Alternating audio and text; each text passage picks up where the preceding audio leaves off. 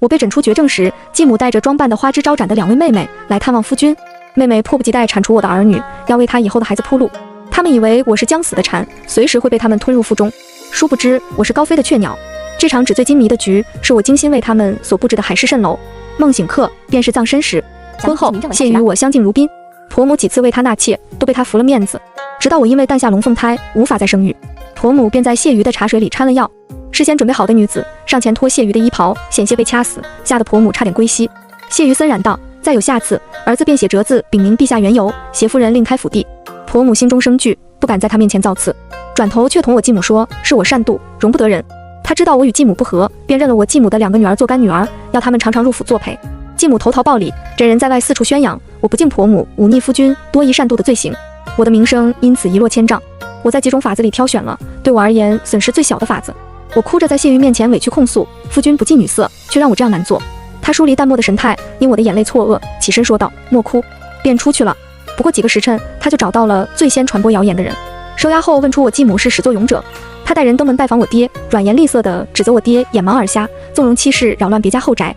事后面对婆母的责骂，谢鱼无比漠然。后宅不宁，断送仕途的事情还少吗？当初我爹犯过的错，母亲深恶痛绝，如今却助纣为虐，搅得儿子后院鸡犬不宁，又是为何？婆母红着眼憎恶地瞪着我，你瞧你嫁得多好，我10月怀胎生下的儿子，爱你爱到连娘都不要了。可我心知肚明，谢鱼并不爱我，他如此雷霆手段，更多的是为了给自己博一个治家严谨的好名声。可是又有什么关系呢？我居于幕后，不费一兵一卒就重创了他们。谢鱼要名声，我给他就是了，我得到的好处是实打实的。婆母，夫君说了，您身体不好，管家之事儿媳会做好的。谢鱼如今顾着家里，在意我与他的名声，不近女色，不纳妾室，没有通房美婢，会为我出头，给我撑腰，每日都会抽出时间问孩子课业，这于我而言已经足够了。新帝继位后，谢鱼作为他多年的伴读，被委以重任。短短几年，他变成了朝堂之中人人攀附的新贵，我也跟着他成了京中人人恭维的谢夫人。女儿在女学里的各项成绩出类拔萃，儿子也精通6艺，博览群书。这样夫妻举案齐眉，儿女乖顺的日子，我过了7年。可今日大夫告诉我，我幼时身体里掺了些致命的慢毒，我所剩下的只有不到1年的日子了。夜里，我问谢鱼，我若去世了，你该如何？他眼也未抬，自然是为你守孝。我心口漫出丝丝的酸涩震荡，头一次对他这个淡漠的人生出点期待来。守孝期后呢？他眉眼无情，答：母亲会为我张罗续弦，谢府不可没有主母掌家，日后孩子的婚事也需要主母坐镇。我心口的那丝震荡，犹如平静的湖面被微风轻轻吹拂，泛起阵阵涟漪。如今风停了，湖面再次平静下来，波澜不惊。谢鱼继续道：生老病死乃是人生常事，我若是在救灾时不幸身陨，你也该另嫁他人，不必为我耽误一生。我闭上眼，压下心里的轻蔑。这世道，男子丧妻另娶是再平常不过的事情，可女子丧夫另嫁，不说旁人的议论了，即便是自己的父母骨肉，也会引以为耻。我在心里道：谢鱼，望你日后不要怪我心狠。你幼时有父母为你筹谋，长大后有挚友作为靠山，你一辈子都会顺遂。可我的孩子，他们只有我了。如我所预料的那般，大夫从我家离开的当天下午，继母就迫不及待乔装打扮前去探寻。大夫按照我事先叮嘱的那般，一直等到我继母拿出1000两银票，威逼利诱，才不情不愿的将我身患绝症的事情吐露出来。他高兴的喜极而泣，连说了几句太好了。当天夜里，医馆就被一把火烧为灰烬。与此同时，我陪嫁的商铺里多了一位被大火烧毁容貌的管家。继母精神抖擞的来看我，被拦在门外。几年前，谢鱼问责我父亲后，回来下令不许继母再上门。这已经不是第一次他来谢家碰壁了，比起以往的样样不乐，这一次他多了从容不迫。他掏出银子给门房，我不进去，劳烦你将这封信带给夫人。信的内容很简单明了：昭昭，你也不想死后你的一双儿女被你夫君新娶的续弦折磨致死吧？我笑着将信烧为灰烬，亲自请他进来。他四处打量谢府里的建筑，目露金光地张望着花钱也买不到的陈设。他是商贾人家，家财万贯，本朝重农轻商，对商户的约束颇多，许多陈设器具都不许他们用。这些年，谢鱼连连升迁，我的父亲却原地不动。继母眼馋我嫁了高门，对上门来求娶2位妹妹的人家百般挑剔。他出身商户，却瞧不起上门求亲的商户，只在勋贵子弟里面找。偏生父亲的官位不高，他满意的官宦子弟，人家反倒是瞧不上，瞧上了的他又嫌弃人家官位低。一来二去，2位妹妹的婚事也就耽搁了。屋内的人都被清了出去，我的心腹守在门外。继母拉着我的手，眼泪瞬间落了下来。昭昭，你生病的事情，若是让你婆母夫君知道了，只怕立即要准备给你夫君相看续弦。到时候续弦娘子生下自己的孩子，抢夺起世子之位来，你的孩子哪有活命之路？我惊慌地哭喊：那怎么办啊？母亲，母亲，你救救我！他满意的笑了，不如我明日带着你的2个妹妹入府来住，若是他们之中有一个被你夫君瞧上了，收做妾室，待你丧期一过，扶为续弦，他们是你孩子的亲姨母，一定会视如己出的。昭昭，我们可是一家人。我破涕为笑，只是怕委屈了妹妹。他忙道：不委屈不委屈，你夫君那边还得你去说说，当初我也是被你婆母逼的，这才鬼迷心窍，败坏了你的名声。哎，母亲不是有意的。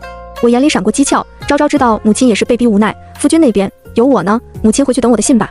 当夜，谢瑜听完我说的话后，不容置喙地否决了。他向来不喜心术不正的人，这我知晓。于是我便从侧面道：婆母自入秋后，身体一天不如一天，身边连个说话的好友都没有。再者说，她毕竟是我继母，也是你名义上的岳母，已经冷了几年，她也该受到教训了。如今我们请她来家中小住，陪伴婆母，旁人只会说你大度不计前嫌，给她一个改过自新的机会。若是一直揪着不放，反而显得没气度，毕竟也是姻亲不是？谢瑜眉目之间已经有些松动，我顺势道：年后你就要前往青州治水，要与我父亲共事。俗话说得好，强龙压不过地头蛇，他治水多年，也是可用之才。如今关系和缓了，好过到时候摩擦影响治水。谢瑜点了点头，夫人说的极是，那便如此吧。继母得了消息之后，立即喜气洋洋收拾行囊，带着2个妹妹来了国公府。2妹和3妹都打扮得花枝招展，她们年纪上小，远不如她们母亲的城府深沉，眼中的贪婪分毫必现。她们每日都换着不一样的华丽装扮探望谢瑜，2妹送茶，3妹就做糕点，3妹炖汤，2妹就弹琴。2人你来我往，招式层出不穷，倒是惹怒了谢瑜，气得他调了2个侍卫，守在书房门口，不许人入内。晚间谢瑜迁怒我：你那2个妹妹属实不像话。我无辜道：夫君何出此言？他怒道：总之都不是好东西。谢瑜这里行不通，继母只能将目光落在我婆母身上。他拿出稀世珍宝，带着2妹3妹去讨好婆母。他以为此去能得到日后在谢府的依仗，没想到会被赶出来。他披头散发，怒气冲冲地来找我，额头被茶杯磕出了淤青，厉声质问我：你为什么要将我和你说的话告诉你婆母？她如今正值壮年，日后你妹妹进府还要她点头，得罪了她对我们只有坏处。我茫然道：婆母自几年前就免了我晨昏定省，我与她许久不曾见面，更别说话了。她眼中蔓延出一丝恐慌，那她怎么会知我同你说，当初我在外败坏你的名声是被她所逼？我沉声道：妹妹若要进府，还要婆母点头，当务之急，母亲还是要带着妹妹们讨好婆母，让她高兴才是。继母忍痛做小伏低，每日送不同的奇珍异宝到婆母跟前去，无论她怎样低声下气，婆母依旧不依不饶。她能忍，可2妹3妹都是被父亲娇惯长大，从不曾受过冷待，何况这样赤裸裸的羞辱，如何能忍？2妹3妹私下里辱骂婆母，我的婢女故意引婆母的眼线听见。婆母一改之前的冷嘲热讽，态度颇好的请2位妹妹过去赏花。顽皮的侄子招来毒风，险些将2妹3妹毁容。婆母轻飘飘地说：孩子顽劣，你们怎么也不懂保护自己，还不出去？继母气得发抖，生了杀意：你婆母一日不死，你的妹妹还有你的孩子，在你死后都不会有好日子过。我妈撒着腕上的佛珠，何苦造杀孽呢？母亲想如何？她猛地抓住我的手，疯狂道：昭昭，你已经命不久矣了。过几日便是谢府女眷一同上山祈福的日子，母亲已经打听过了，山间多悬崖，你可以拉着你婆母一同坠崖，为了保住你儿子的世子之位，你不能犹豫啊！我望着他，眼里露出恐惧。宋管家突然从屏风后冲了出来，把继母吓了个半死。老奴倒是有个法子，可以让您永远拿捏住老夫人，让她不敢不听您的话，她活着总比死了有用。日后若是主君不听您女儿的话，也有个人能管着她，逼她听话，毕竟那可是她的亲娘。继母狐疑地看着宋管家脸上的面具，惊疑不定地问我：他是谁？宋管家抢先解释：我是宋姨娘的哥哥，当初我妹妹是老国公爷最宠爱的小妾，老夫人妒忌我妹妹受宠，在我妹妹生产时做手脚，害得她一尸两命，还想杀我灭口。我自毁容颜投靠夫人，就是为了有朝一日能为我妹妹报仇。我要你拿着这个把柄，慢慢地折磨这个老钱婆，让她夜夜不得安枕。这些都是我这些年费心收集到她杀我妹妹的证据。继母喜出望外，她心思缜密，不曾被喜悦冲昏头脑。她私下将宋管家给她的证据花了重金去核查，确定此事属实后，她胸有成竹的去了我婆母居住的院子。她并不知道自己是在自寻死路。一连几日，婆母带继母还有2位妹妹格外热情，甚至破天荒地来到前院和我与谢瑜一起用膳。饭间，她笑盈盈地看着2妹，可许了人家了。2妹3妹的脸都随了我俊美的爹倾国倾城。婆母这几日亲自请了太医，医治他们脸上被毒风蛰的伤口，如今不光痊愈了，甚至比之前更加的明艳动人。3妹妒恨地看了2妹一眼，2妹羞赧道：不曾许人家。婆母笑逐颜开：既然没有许人家，你瞧瞧你姐夫如何？若你不嫌你姐夫老，不若嫁过来，虽是个妾室，却也体面尊贵。2妹压抑着自己的兴奋，余光不住地描谢瑜：这要看姐夫才是。谢瑜温柔地为2妹夹了一筷子菜，我自然是愿意的，只恐委屈了一妹。何谈委屈，自是愿意的。继母一家3口欣喜若狂，无人看见谢瑜眼底的冷漠，转眼便到了全家一同上山礼佛的日子。婆母邀继母同坐一辆马车，我与2妹3妹一辆马车。行至途中，突然传来婆母撕心裂肺的尖叫。我同2妹3妹一起下车查看，只见婆母掩面而泣，山路崎岖，马车车轴松动，你们母亲为了救我，从山崖上跌了下去。2妹3妹嚎啕大哭，我也抽出帕子挤出了2滴泪，扶住了婆母。母亲生前最放心不下的就是2位妹妹的婚事，如今她为了救您身故，我们全家都该感谢她。婆母痛哭流涕，眼神躲闪，我老了不中用了，你妹妹们的婚事还要你操心啊。我愁眉泪眼，这是自然。父亲连夜从青州赶回，不许继母发丧，要瞒下继母去世的消息。他看似央求，实则威胁我与谢瑜，好女儿好贤婿，你们的2个妹妹可耽误不得，一旦发丧，他们就要守孝，孝期一过，他们的年纪这辈子都完了。就看在他们母亲为了救你婆母殒命的份上，答应我吧。我与谢瑜答应了父亲，对外只说继母回老家了。父亲点头道：你妹妹虽然是继室所生，可也是你的妹妹，嫁的人怎么也不能比国公府低太多，她母亲可是为救老夫人去的。我压着怒火，父亲在从四品待了半辈子了，比谁都该知道升迁的艰难。我嫁国公府，是因为我母亲娘家是大将军，从来都是女子被骗下嫁的多，又有几个高门大户愿意娶小门小户的女子做主母的，男子可比女子计较的多。父亲，你不就是活生生的例子吗？父亲冷哼道：做正事不够身份，妾室总够了吧？你疯了吗？他勃然大怒，若你嫁入国公府，愿意提携我，我何至于此？你2妹3妹孝顺，日后他们嫁了高门，我也能友好。你们若是不好好办他们的婚事，大不了鱼死网破。谢瑜按住我的手，笑得温吞，岳父所托，小婿照办就是。父亲满意离开，宋管家摘去了面具，在谢府做起了账房先生。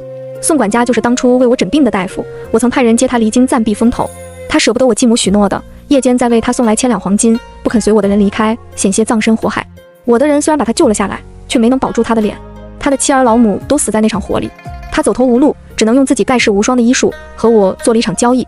我替他杀了我继母，报他全家的血海深仇，而他的一身医术一事为我所用。他并不知道，即使不是为了他，我会杀了我继母。我身上这致命的慢毒是拜他所赐，他欠我一条性命，我自当拿回。他以为自己握着我婆母杀小妾的把柄，就能拿捏我婆母，却忽略了谢瑜这个平日里瞧着清风朗月的温润公子。谢瑜是天子近臣，前途无量，若是婆母有了污点，他的仕途也会受损，而他在意的名声也会留下不可磨灭的污点。他在官场沉浮经营多年，清名远播，怎生会允许有这样的把柄存在？我的继母注定会死在这对母子手中。我望着自己干净洁白的手心出神，宋管家有些慌乱地问我：夫人，你不怕国公爷怀疑到你身上吗？我笑了笑，你放心吧，他怀疑谁都不会怀疑我的。我从出生到嫁人之间发生的所有事情，在我嫁入谢府前，谢瑜都调查得清清楚楚。在他眼里，我不过是个年幼丧母，在继母手底下讨生活的懦弱女子。他认为我没有威胁，又没有依仗，用来相夫教子最合适不过。嫁给他后，我们的闺房乐趣也只体现在他好为人师上。他认为是在他多年的教导和耳濡目染之下，我才聪明了几分，办事漂亮了几分。在他眼里，他就是我的天，我的神命。我这样无依无靠，既蠢且笨，只会哭着要他撑腰的小女子，怎么可能会算计人呢？谢瑜啊，我的夫君，他从来都是看不起我的。他不会知道，就是这份看不起我的蔑视，让我从他无意间的只字片语中拼凑出婆母害妾室一尸两命，公爹因此受不了打击，得了失心疯横死的事情。他理想高大，一心想要入内阁，成为最年轻的首辅。他严于律己，不沾美酒，不好女色，不贪财物。他力求圣人之道，秉承君子之礼，为的就是不让政敌拿到他一丁点短处。他做得很好，可他不该看不起我。外头突然传来惊慌的哭声：夫人，夫人，不好了，世子掉入河里了。太医为我儿子扎针催吐，忙活了几个时辰，才捡回了一条命。我抱着女儿守在儿子床边，愤怒填满我的胸腔，机遇肝胆俱碎。就在刚才宋管家为女儿把脉时，在她体内发现了和我一样的慢毒，还好分量轻微，不足以致命。继母已经死了，可我的儿女在我的眼皮子下面受到迫害。我这2个妹妹着实不简单。入府不足1月，已经能收买厨房和前院的人，在我女儿的膳食中下药，用受伤的兔子引我儿子坠河。我好不容易平息怒火，冷静下来，谢瑜却轻易将我激怒点燃。听我说儿子没事后，谢瑜带我来到偏房，语带双关地点我已经答应过你2妹娶她为妾，可传出去终究不好，你们毕竟是姐妹。我难以置信地看着她，我们的孩子刚从死里逃生，到现在还昏迷不醒，她却在这里和我说纳妾。我压抑着自己发抖的声音，问她：夫君想如何？她皱了皱眉，有些不高兴我的明知故问：你自当初生下孩后便无法生育了。我喉咙漫出一股甜腥，我将自己的委屈怒火统统压了回去，笑着咬牙，一字一顿道：夫君放心，纳妾之事我一定办得漂漂亮亮，我也会告诉所有人，是我无法生育，这才自作主张将自家妹妹纳入府中，为夫君开枝散叶。我以为我能忍住的，可当最后一个字落下来，我的眼眶还是红了，声音还是哽咽了。谢瑜脸色煞白地看着我，一时之间竟有些手足无措。他急急忙忙和我解释，一贯在意的风度也不顾了。我知道你委屈，我如今在关键时期，名声不可损耗一厘。你知道我不近女色，我要纳她为妾，实属万不得已。其中内情我无法告诉你，可你是我唯一的妻子，你该信我才是。我不想再听这些冠冕堂皇的话，纳2妹为妾，让她进门，对我的计划百利而无一害。现在的结果应该是我求之不得，可我并不高兴，我只觉得撕心裂肺的委屈。也许是因为儿女同一时间出事，我孤立无援，我彷徨无助，可这绝不会是我对谢瑜动了心。他不配。我逼退眼泪，望着孩子稚嫩的脸庞，彻底下定决心实施我的计划。此前我因为担心对不起谢瑜，畏手畏脚，如今我倒是想明白了，他又何曾对得起我了？查出来的结果如同我所预料的那般，是2人一起合谋。只是3妹稍训2妹，收尾做得不好，让我轻易就抓到了把柄。反倒是2妹，她不仅生得比3妹更胜一筹，就连谋略也比她聪明太多。我至今也没有抓到她的小辫子。这样好的刀刃，自然该用在最关键的时候，不是吗？三妹并未放弃勾引谢瑜，她听了身边嬷嬷的话，夜里穿的单薄香艳为谢瑜送汤。我安插的人向二妹传递消息后，她立马来截胡了三妹。她压着三妹到了她房中，毫不留情甩了三妹一巴掌。你若是再敢觊觎我的人，我一定会杀了你，不信你试试。若你乖乖听话，等日后我成了国公夫人，也不是不能给你配个穷举子。姐妹情深，也深不过公府富贵啊。二妹招摇离去，三妹伏在床榻上失声痛哭。三妹的嬷嬷一把抱住她，用我教她的话蛊惑三妹。三小姐，你不要怕二小姐，老奴在这国公府里待了几十年了，什么样的人没见过？她就是个色厉内荏的草包。难道你真的要坐以待毙，等她日后出了头来作践你，让你嫁个穷举子蹉跎一生吗？到时候你娘留给你的所有嫁妆，只怕还不够给穷举子打点官场的。等到她日后发迹了，你也老了，届时她在外寻欢作乐，而你年老色衰，你又该如何自处？嬷嬷连哄带吓，唬得三妹瞪大眼睛，双手抱臂惊恐地大喊：我不要，我不要嫁穷举子！嬷嬷，你帮帮我，你帮帮我！嬷嬷笑道：有我在，我保管最后嫁入国公府的是你，只要你听我的话。三妹从那晚后，在二妹面前便温顺了下来，就连大婚上妆的胭脂都是三妹卑躬屈膝亲自为她涂抹的。二妹怎么都不会想到，那口之上有剧烈的迷药。在她昏睡时，三妹已经换上她的喜服，盖上她的盖头，向我磕头敬茶，成了国公府名正言顺的妾室。趁着谢瑜在外饮酒时，三妹在房中的香炉里燃了我交给嬷嬷的剧烈催情香，这可是宋管家花了重金才配好的，一切都在我的掌握之中，唯独漏掉了谢瑜突然失心疯。谢瑜药效发作后，眼尾氤氲漫红，面上生飞。三妹上前搀扶谢瑜，语似莺啼，身如断软，姐夫。推拒之间，谢瑜生了怒，双目猩红地踢翻香炉，他摔碎茶盏，用瓷片狠力地割伤了自己手臂，鲜血涌出，吓坏了三妹。一向以温润端方著称的谢大人眼中是丝毫不掩饰的厌恶，滚！而我此时正呼呼大睡，直到谢瑜一脚踢开我的门。那天夜里，我险些死在谢瑜床上。昭昭，你别哭好不好？我轻点。他懊恼地用匕首划伤自己的手臂，用疼痛让自己清醒。他茫然地为我擦泪，昭昭，对不起，我总是让你哭，我娶她真的是万不得已，不哭好不好？他温柔地哄我，轻轻舔舐我的泪水，一声又一声地和我说着对不起，我又让你难过了，昭昭，你打我吧。继母死在他的手里，为了保险起见，他自然要将二妹三妹留在府中，以防万一。继母已经死了，若是再杀了二妹三妹，一定会落人口实，被政敌抓住把柄。这些话他不能对我讲。冷静下来后，我便想明白了这一层。可是那又如何呢？谢瑜，我们从来都不是恩爱夫妻啊，又何须这样抵死缠绵？你可以为了你的名声牺牲我的名声，我们母子三人的性命，在你眼里永远比不上你的仕途。从你为官的那一天起，你便立誓，即使对不起所有人，也要名垂青史。你一路向着你的伟大目标努力，可如今，谢瑜，你又哭什么呢？哭你的不坦诚，还是哭你的无奈，还是哭我们7年夫妻陌路人，只是各取所需，从无真心？可真心我也是有过的啊。犹记得我刚嫁入谢家时，婆母为了压我的性子，让我到廊下站规矩。冬雨湿漉，檐下雨丝成线，淅淅沥沥，冷意如针，透过锦裘，一路穿行蔓延，犹如复古之躯，藏匿在骨头缝隙中，将我折磨得脸色苍白。谢瑜晚上从大理寺回来，听说后沉默半晌，起身去了婆母屋中。第二日，婆母冷着脸变本加厉：你夫婿是从我肚子里爬出来的，别以为你嫁了他，他就能给你撑腰了。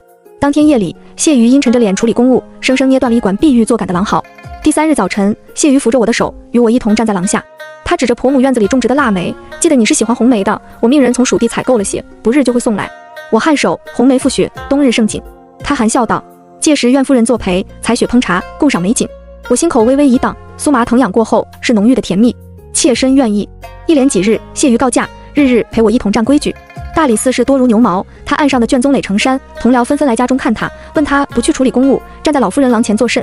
他微微一笑，无辜又纯然。家中母亲规矩甚严，于特与心腹一同伺候规矩。婆母气得呕血，撒泼打滚，咒骂上吊，手段频出，应接不暇。谢瑜不动如山，淡着眸看他从激烈的闹腾到无人理睬的安静。你走吧，我只当是没有生你。你走吧，我只当是没有生你。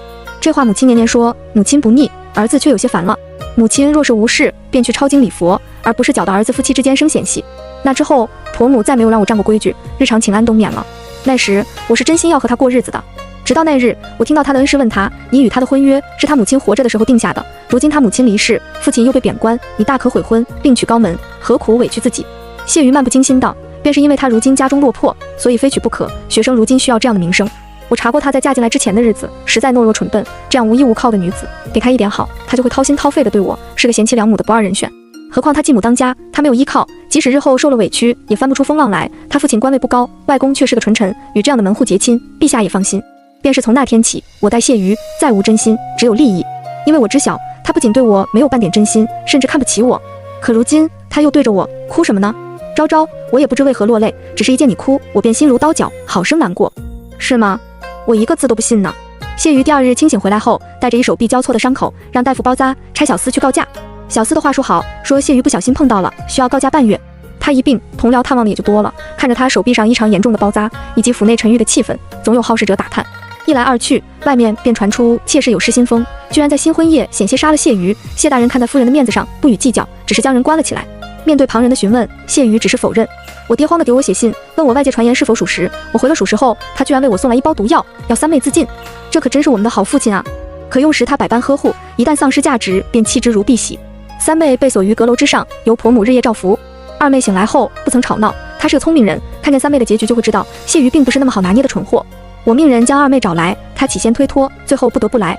我望着她防备的眼眸，叹息道：“你妹妹鬼迷心窍，我也没有办法。好在夫君不曾生气，只是关了她禁闭。但日后我去世了，她依然是国公府的续弦，可你怎么办呢？”她狐疑地试探：“她都刺伤了大人，还能做续弦？”我将宴请的帖子递给她，已经查明是有人故意在她的香炉里放了不干净的东西，才会这样。夫君大度不计较，她如今伺候在婆母跟前，只要讨了婆母欢心，自然是能做的。他抿唇，眼里闪过怨恨。我说道：“这是赏花宴的帖子，届时京中不曾婚配的小姐公子都会去。一会儿我带你去选赴宴的罗裙首饰，至于相看到哪家公子，全看你了。婆母已经认了你做干女儿，有这层身份在，除了王公贵族，你想嫁谁，我都能替你去说说看。”他握住帖子，难藏雀跃。多谢姐姐，我若嫁得好了，一定不会忘了姐姐大恩大德，日后也一定会照拂侄子侄女。一整天，我陪他几乎逛完了京中有名的商铺，为他选购了无数华贵衣料、钗环香粉。赴宴那日，我将他打扮得艳冠群芳，他无比满意。尤其是在看见赴宴的小姐们都没有他姿容出色后，更加得意。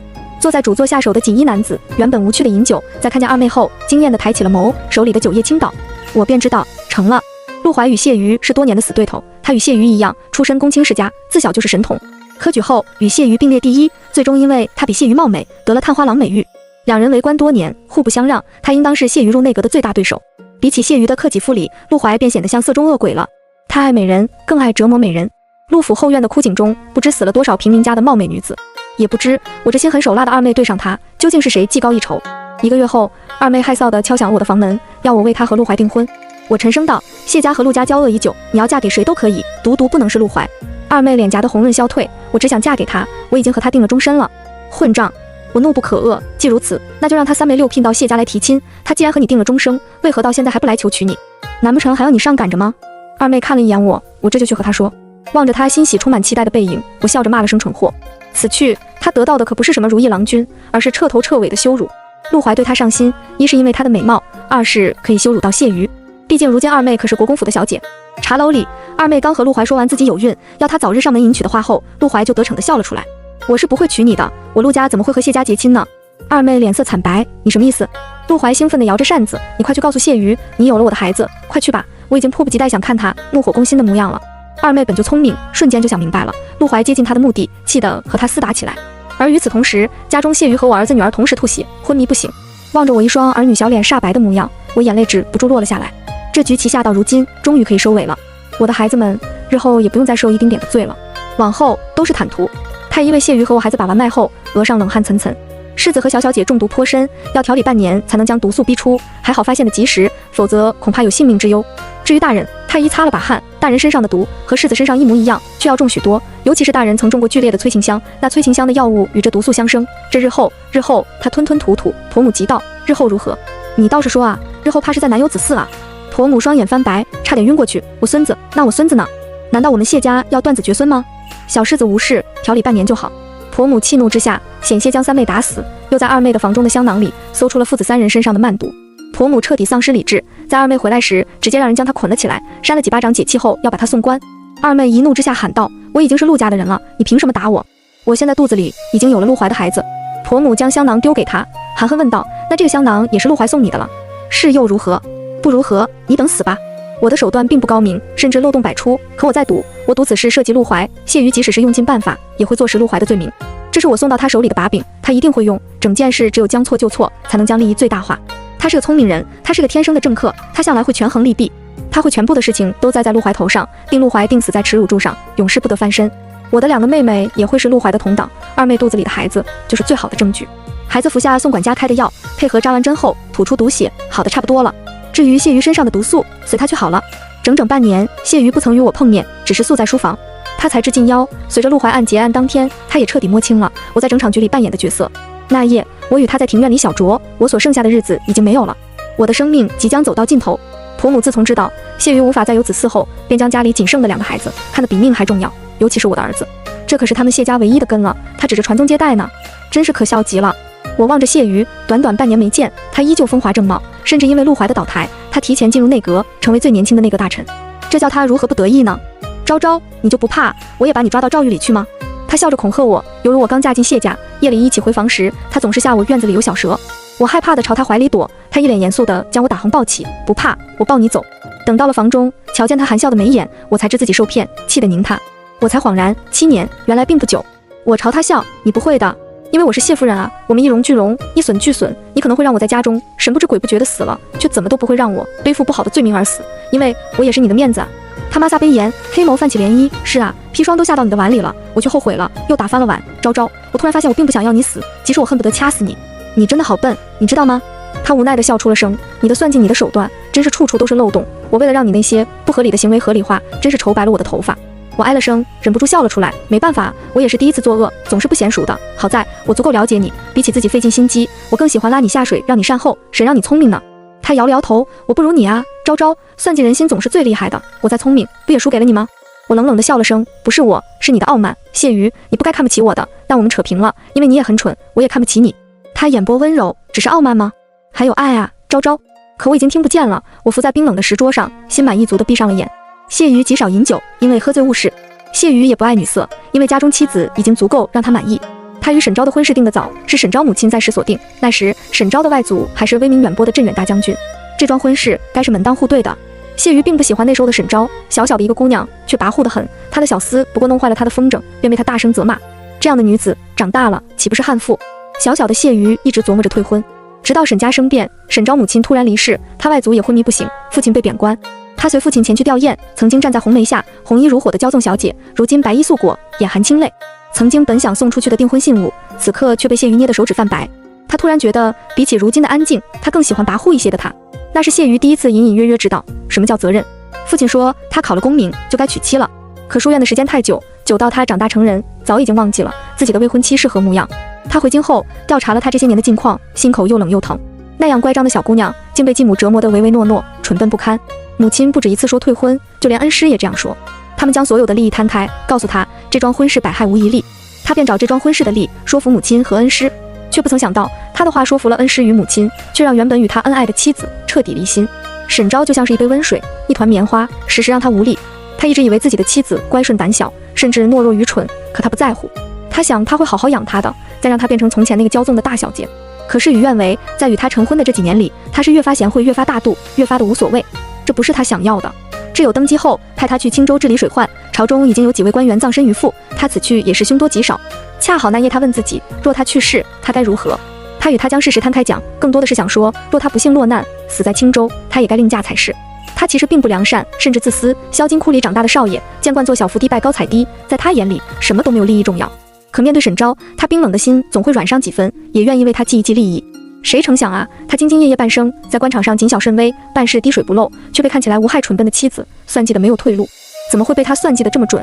他将路摊开，抛出他最想要的诱饵路怀，让他即使知道前面万丈深渊，稍微行差踏错就会万劫不复，也不得不一试。因为这个诱饵对他这个将试图是做一切的赌徒来说，实在是无法拒绝。他的妻子竟然这样了解他，了解他的卑劣，了解他的阴暗，了解他的冷漠无情、贪婪虚伪，可他却对妻子一无所知。他只记得他弱小爱哭，离不开他。到最后才发现，原来是他离不开他。谢瑜在将整个案件圆成天衣无缝的过程里，不止一次被沈昭气笑。每一步都有破绽，每一步都是兵行险招，却每一次都拿捏对了人性的欲望和胆怯。他气得不止一次想神不知鬼不觉地杀了他，每一次都心软。他不知道是为什么，但总之他想和他过下去。可沈昭已经不想和他过了。沈昭死了，死于绝症，死在他的面前。他穿着他送他的红色斗篷，趴伏在桌子上，再也没有醒过来。刺眼的日光将院里的红梅照耀得泛出晶莹，满地雪白，是他最爱的冬日盛景，红梅覆雪。谢瑜哭不出来，他有些怨恨沈昭。如今最后的疑问也随着沈昭的死揭开。他为了孩子的以后机关算尽，却从来没有信任过他。他从来没有信任过他。愤怒比悲伤更让谢瑜绝望。他自认为7年的夫妻，他洁身自好，足以让沈昭安心，可他从来都没有信任过他。文和3年，陛下薨，谢瑜已经致仕，他得到了自己想要的一切，名垂青史。他的一条腿在治水时摔断，腰也因为救落水的孩童重伤，他不眠不休，在青州10年才将年年冲毁堤坝的洪流彻底堵住。他是谢青天，是本朝最年轻的内阁首辅，也是因为伤病最早致仕的官员。女儿嫁人，有了自己的孩子，儿子娶妻也入了官场。后院里只有谢瑜和满园的红梅。今年的雪下得比往年都大，谢瑜坐在廊下，望着扑腾飞起的鸟雀，呵呵地笑。他老了，也快死了。儿子在阁间与好友庆贺冬日的第一场雪，几位学士争相唱起祝酒词，把酒祝东风，且共从容。垂杨子没落城东，总是当时携手处，游遍芳丛。聚散苦匆匆，此恨无穷。今年花胜去年红，可惜明年花更好。知与谁同？知与谁同？谢瑜眼里沁出泪。他记得这样清楚，他已经有23年不曾和沈昭赏过雪后红梅了。是啊，明年的花会更好，到时候昭昭就会陪他看了。